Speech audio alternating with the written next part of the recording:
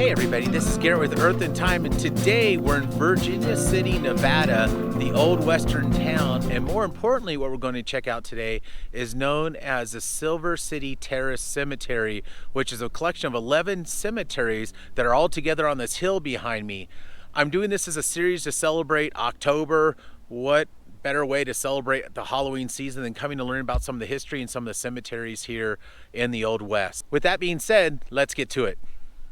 As I'm walking up to the cemetery, you can see behind me the town of Virginia City. So Virginia City was set up in the 1860s, and I've done another episode on Virginia City specifically focused on one of its most famous residents, a gentleman named Samuel Clemens, who we all would later know as Mark Twain. And actually, when he coined the name Mark Twain, this is where he was living at, where he was writing for the territorial newspaper in the 1860s.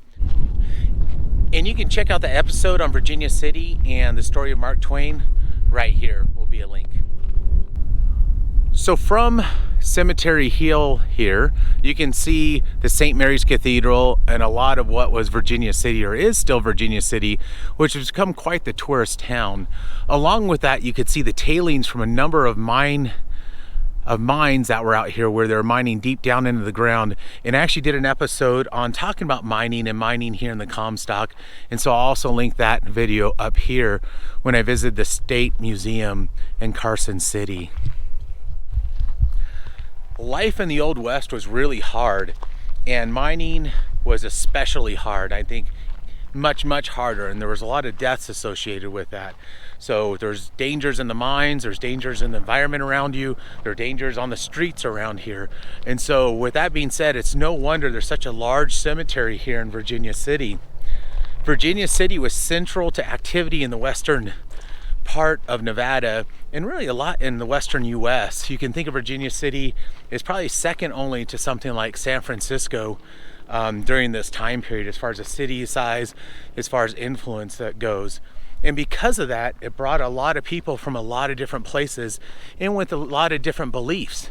So with that, you end up with a lot of different cemeteries here dedicated to the different religious beliefs and different backgrounds. So there's a total of 11 cemeteries here, and those range from a Catholic to Protestant. There's areas for the Freemasons, which we can actually see symbol up here. There's an area actually for firefighters here specifically, who gave their lives here in Virginia City fighting a number of the fires. So we'll walk around and see what we can learn about this cemetery some more, look at some of the beautiful headstones. One thing that I'm always fascinated by is how much time and energy people used to put into these headstones that really are works of art. And so we'll take a look at those as we walk around. And we're also going to see a pretty important headstone here, and that's from a gentleman named Story, this county is actually named after. And so we'll take a look at that as well. One last thing I'll say is it is absolutely stunning here on an October.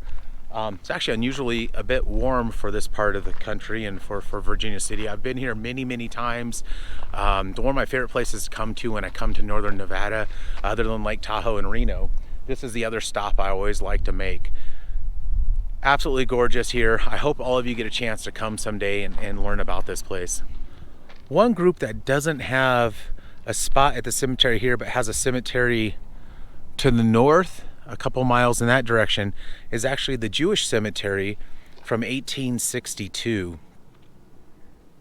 And I don't see where it says how many Jewish individuals were laid to rest there, but again, because this is a mining town, and because in the Old West it brought people from all over the world, all walks of life, to come here and work, to make their wealth, to make a living, it brought folks of every denomination, a lot of different backgrounds to this area, and there were these different cemeteries for each of them. So before we even get in, this is really interesting. I'm not sure what the story here is, but this says Mary Jane Simpson killed by the fire of 1875, which is a major event here in Virginia City. A lot of people lost their lives, and it reshaped the town. And this is the inscription that was on the gravesite, and I guess they must have lost the gravesite, but they preserved the saying. It says, "Sacred to the memory of Mary Jane Simpson, the within was only a mule, still she was nobody's fuel, stranger tread lightly." Interesting, from 1864. I'm not sure what all that means, but if anybody else has an idea, was Mary Jane Simpson actually somebody's mule that died? There's a horseshoe up here too that's implanted in here. Maybe if somebody can tell me that story, I'd be really interested to hear. So as I walk through the cemetery, I'm just going to point out some interesting spots, some times. I'm really curious about what the ages of people, where they came from here, and then also the architecture. So you'll see there's these wrought iron or kind of pig iron fences, and you'll see everything from, and this is sad, is this was a 1 month old that passed away in 1874, and you can see the headstone they built to, if I walk down this row, we can actually see these amazing headstones. Here's somebody who died in 1888 from Ohio. This has a tree growing in it, and you'll see these are all fenced off. This is somebody who is 30 years old who died in 1881. It's interesting looking at the dates, and some of them actually have where the individuals were actually coming from, which I find fascinating. So I'll be curious, were they pulling people from mostly the United States, or were there people here from other parts of the world? And that's my understanding, that a lot of people, like William Drysdale here, who died in 1888, was 50 years old, but was a native of Scotland, so actually came from Scotland. And I will want to mention that the area I'm in right now is the Freemason cemeteries. I mentioned there's one of 11 cemeteries here, and then we know there's a Jewish cemetery to the north of us. I know there's also an area where they also buried the ladies of the night that were not allowed to be buried in the cemeteries here, and I know there's some spots off west of here where some of them were buried. Here's some more of those headstones and areas here in the Freemason area, and I will say the Freemason section looks so fantastically iconic for what you would expect for an Old West cemetery, and feels very, if you will, Halloween to me as I look at this. This is somebody from 1890, and I keep walking over here. Here's somebody from 1875. Here's people who are from the state of Massachusetts, died in 1888. Something must have happened in 1888. There's a lot of those time frames. I wonder if there was some kind of disease that came through this area, or a major event where a lot of people died during that time. From the Freemason cemetery area, which extends, it appears, pretty far down this way. So the Freemasons had a very large group here, and I actually don't know enough about the Freemasons other than I know there's a lot of historic figures that were part of the group. They apparently had a really nice plot here. Apparently these were the folks that made a lot of money in this area. You'll see they're on top of the hill. They kind of have the choice position, if you will, here, going all the way, I believe, maybe even up that direction. So we'll keep walking around and see what we see. And here are a bunch of the Freemason symbols on various tombstones here. So I know I'm still within the Freemason portion of the cemetery. I'm really digging the wrought iron fences as well.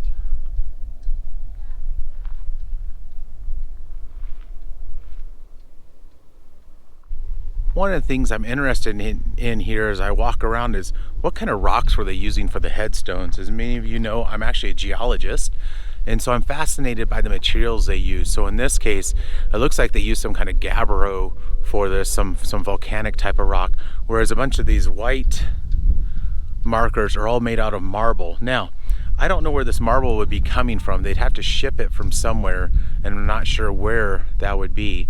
We can also see maybe somewhat's andesite over here, maybe even a type of granite marker in that area as well. So we'll keep an eye on what are the types of materials they're using for the grave markers, as well as what portions or what cultures are being represented by each of these. Now, I think I'm down the hill now from the Freemasons that were up that direction. I'm not exactly sure what section this is, so we'll walk around and see if we can learn something.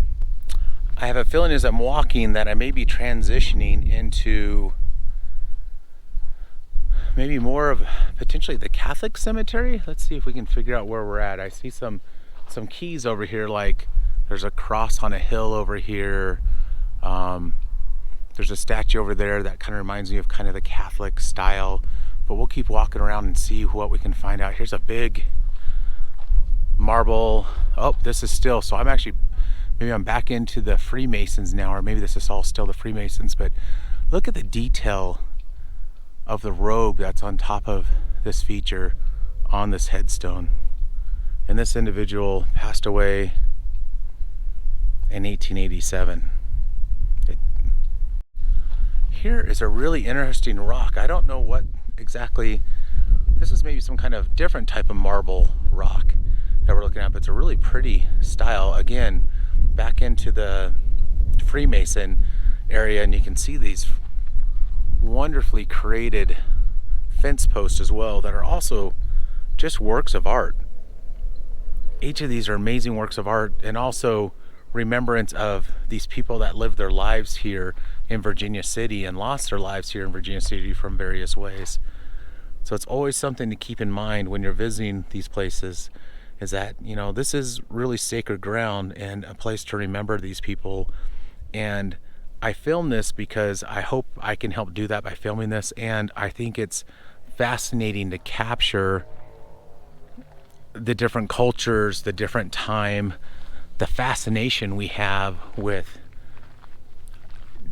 just life after death and how people celebrated lives or life after death as well. It's always been really fascinating to me, and one of the reasons I want to come here and share stuff like this with you.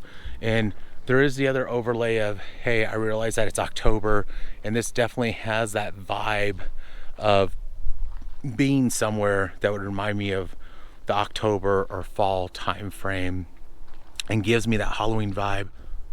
Well, this may be a very early marker. This is somebody who died in 1869, so this is almost 20 years earlier than any of the folks down this way. So this would have been during the slightly earlier history of Virginia City. So remember, Virginia City was settled in kind of that early 1860s time frame.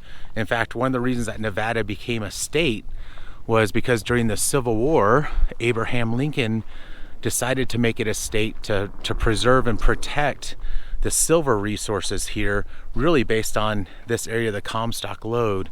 And interesting fact, Nevada actually became a state on October 31st, 1864. So Abraham Lincoln made it a state on where we now celebrate Halloween. Halloween is Nevada's birthday. Probably another reason I really enjoy this state and I really love this place is it's a state that was founded on Halloween. Kind of cool trivia for you all to remember. Maybe it'll come up one day on Jeopardy or something. But all right, let's keep taking a look. I have definitely now entered in the Catholic section. So here is a memorial for George Coolidge and Mary Grace. And George Coolidge was the 4th Bishop of Nevada. So passed away in 1924. So we're in a different portion of the cemetery. And you'll see as I continue up the hill, I'm wondering if these are grave sites are going to get older or younger. It looks like some of these are fairly new. So some of these are even 2006 and 1980. Interesting. Wow, this is interesting. It's a big concrete slab, and it's got this really interesting headstone. It says Rita Ford, 1848 to 1922. But it's probably the most interesting grave marker I've ever seen because it looks almost like a license plate. And now we made it to the very top, and this is actually the marker for Captain Edward Story, for whom Story County is named after. And Story County is where Virginia City is at. That's the county within and where it resides. And he passed away in 1860, so this would have been very, very early on in the founding of this area as a mining district. So I'm not even sure if he would have seen much of Virginia City at all at that point before he passed. And I don't know much about Captain Story, but somebody definitely to learn about, and if anybody knows, please comment down below. From the top of the hill here where they had the Captain Story Memorial, you'll see the grave sites continue on. There's actually 30 acres of grave sites here, and I'm standing up above. They continue over the next hill. They continue way down into the valley down there. I'm not going to have a chance to go to every single area, but I'm going to try to hit a couple more, including what's known as the firefighters' grave site or cemetery, which is further down this hill. We also have from here a really nice view of Virginia City again. So the lighting's pretty good. The sun is up there, but you can see the town of Virginia City. And it's still, you see all the cars there. It's still a very popular place to come visit. There's lots of activities here. There's still people that live here. So I'm going to work my way down the hill and see what I see. Okay, I've worked my way down the hill. There's a white fence that goes around that's a boundary marker here. And you'll see that the graves continue up the next hill. I'm actually going to take this path and start working back around. Like I said, it's about 30 acres of areas. So I can't visit every single grave site. What I do want to point out are some of the very unique headstones again over on this side. Like, I find this very interesting. I'm not sure exactly what it's made out of. It looks like somebody spray painted some kind of a basic rock or marble and spray painted it gray. Interesting. This person passed away in 1891. Some of the sites are just marked by wooden pieces or wooden posts. This one actually has a little pumpkin somebody stuck in the corner. And some of the markers are actually starting to fall apart. So this one's made out of what looks like sandstone. And so it's had a pretty hard life here. Sandstone doesn't hold up specifically well with a lot of rain and weather and snow that they get here. But this is somebody who passed away at 69 years old in 1876. So I was curious where people come from. So this Eugene Chaumont is passed away in 1882, maybe? I was trying to read that date. 64 years old, but was a native of, it looks like, England and France on the bottom.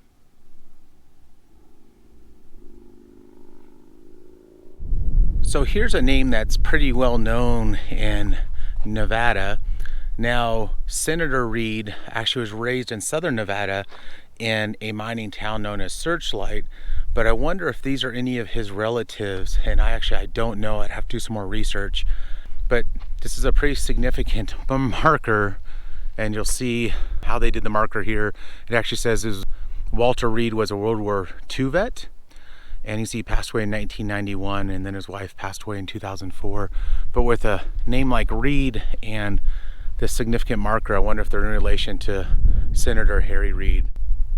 Unfortunately, I can't explore every single corner of this cemetery, but you'll see way off in the distance, there's a whole nother area just as large as the area I'm walking now. That's a cemetery that looks really fascinating. So if you come here and visit, definitely spend some extra time or take some extra time to go visit some of these other cemeteries. Unfortunately, I'm not going to be able to make it down there, but that looks like it may be part of a Catholic cemetery as well, or maybe it's a Protestant cemetery. I'm not sure. There's a big cross on top of the hill, but there's a lot of grave sites over there and some really interesting looking markers from this vantage point.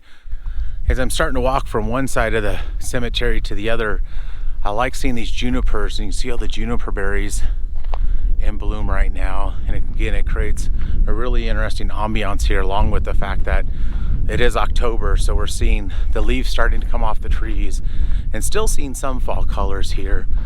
Fall colors are definitely just starting to hit down in the Reno area. So I'm still on the high part of the cemetery, but it looks like we can head down and zigzag through some sections in here. Look at the ornate patterns on the side of these markers. It's like fence markers around this. So this is really neat. Somebody left on top of this grave marker a beautiful, what they call a desert rose, which is a type of gypsum, and they left it on top of here. So as a geoscientist and a geologist and rock collector, that is really neat. I'm not going to mess with it. Somebody left it here on top of this grave site that's starting to fall apart, so I want to leave it there as a marker, and somebody left it, so I want to be respectful of that. Really neat to see. So I did something like that up here. So this looks like there's a brick wall around this section, and you can see this is from 1889. Somebody from Alabama that moved out here, but you'll see how they marked the edges with some sandstone blocks and then bricks of this plot. And there's some old wooden structures here, so I don't know if this was some kind of protective area around. It looks like around this old headstone and this plot. Unfortunately, time has taken its toll on it. And you'll see this one is somebody who passed away in 1903. And you'll see that unfortunately the gravestone fell over. And you have, in a number of places I've noticed, these random wooden posts that must have held fences around the plots, but have, through time, fallen apart. I imagine they were pretty ornate looking when they were first put in here. Well, here's the mark of a plot with some wrought iron or kind of pig iron style, with some kind of tree that's changing colors due to fall and the cool weather here. So that's about as Octoberish as you get to look. And it looks there's stairs going up there, which is interesting, up to the site. And I wonder, can't see whose headstone's in here anymore, so really curious who is buried here. This is a pretty nice memorial here as far as having stairs and these nice wrought iron fences. And here's another similar one where one of these trees, I don't know what kind of trees these are growing in this area around a plot and is basically engulfed the markers. So I've worked my way to the lower area, and you'll see there's still a series of markers and plots going down that direction. I'm going to head over here. I believe this area is the firemen's cemetery, so I want to go take a look at that. And as I'm heading over there, you can see the wooden fence, but depending on the wealth of the individuals or what the families could afford, you would either have something that's like a marble or something more ornate, or you would have a wooden marker in place there. And of course, the wooden markers haven't really stood up to the test of time, and it's hard to read them if you can read them at all. So here's just a pan from looking down below, just above the firemen's cemetery, going towards where we saw the Freemason cemetery, and just get an idea of the number of individuals are buried just in this one area. This is a pretty amazing and ornate marker. I wanted to share that with you all from 1875. Passed away July 4th, 1875 at 31 years old. It's amazing how many, I guess I would call them fairly young people passing away, compared to what we have today, in their 20s and 30s and teens and even 40s. To be 60 in this environment, you would definitely lived a pretty long life. Here's looking at the entrance into the I think partially the firemen's cemetery, but I think there's other stuff here as well. So, and there's a little plaque. Let's take a look at that. And here's a dedication to the firefighters from here. So, exempt firemen's cemetery. The Comstock has been protected by volunteer firefighters since 1860. After 20 years of volunteer service, a member of firefighters is eligible to go exempt or retire from active service. The member retains all rights and privileges of membership and social activities. Burial in the exempt cemetery is a privilege reserved for those firefighters who faithfully serve the Comstock. Please be respectful of our firefighters who have answered their last call. Thank you. That's really nice. And absolutely, I agree. Be respectful when you come out to these places. Watch where you're walking. Don't leave trash. Don't disturb anything. Well, here's an old marker. It's very hard to read what it says. It was made out of sandstone. You can see how sandstone just doesn't hold up. Even in this desert environment, it gets so beaten up through time. And I don't know if they remade this. So this is GWS Hambridge, born 1841, died May 26, 1884, native of New York. We can see how they made it out of wood. I'd imagine they've had to redo this. A member of Knickerbocker Engine Company number 5. And here is Cecil W. Loren, a veteran of the Spanish-American War. Well, there's a veteran type that you don't see very often. Interesting. Also part of, I think CO must be Company B of the firefighters as well. And actually, here's a headstone that's getting grown over, but also a volunteer firefighter, but was a sergeant in the U.S. Cavalry in the Spanish-American War, and he died in 1956. So another Spanish-American War veteran. That's really unusual to see. Usually you see World War I, World War II. A lot of times, like where I live in Texas, I'll see things like Civil War veterans. If you go to the East Coast, you'll probably see Revolutionary War veterans. Sure don't see a lot of Spanish-American War veterans. Well, this is one of the most interesting wrought iron fences I've seen. They've actually painted the grapes bluish purple and the leaves green. And you'll see this is somebody who died in 1877. It's a member of the San Francisco Exempts. Here's a slightly newer gravestone, but you'll see this is a U.S. Navy Vietnam vet that's buried here. Must have also been part of the firefighters brigades here in Virginia City. And I imagine there must be an amazing story based on this. It's Noel Darwin, born 1935, passed away 2016. So almost 70 years old, but it says it's all about the dance. Sorry, she was 81 years old. My math is bad today. I wonder what the story is. It's all about the dance. Be curious to hear that, what that means and why it's on here. And here's more kind of the memorials I see for veterans, and this is a World War II veteran that's buried in this area of the cemetery with the firemen. Just going to capture a quick pan through another portion of the cemetery as I work my way back up.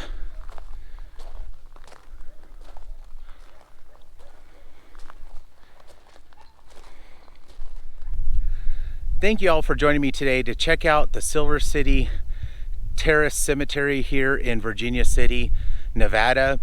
It's a pretty unique place. It's the largest Old West cemetery I've ever been to. There's stories that it's actually haunted, and they do haunted tours here. If you're into that kind of thing, please come check it out. If you do come again, be very respectful. It is an amazingly beautiful place, although of course it represents the end of life. They've done a pretty good job trying to preserve this, so I give credit to those societies that are trying to do that. There's a lot of history here, a lot of stories, a lot of families that are buried here. With that being said, if you enjoyed this video, you all know what to do by this point. So I appreciate all of you joining me today. Thank you and take care.